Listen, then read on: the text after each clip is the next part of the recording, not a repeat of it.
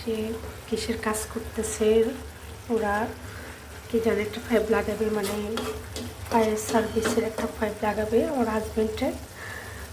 কখনো যদি দুর্ঘটনা হয় ওই জন্য মানে পাইপগুলো লাগাবে। আল্লাহ সবাইকে ভালো রাখুক, কোনো দুর্ঘটনা যেন না হয়। সবাই দোয়া করবেন, সবাইকে যেন ভালো রাখে আল্লাহ। আর দেখুন আজকে আমি পুঁই শাক, চিংড়ি মাছ দিয়ে পুঁই শাক রান্না করতেছি।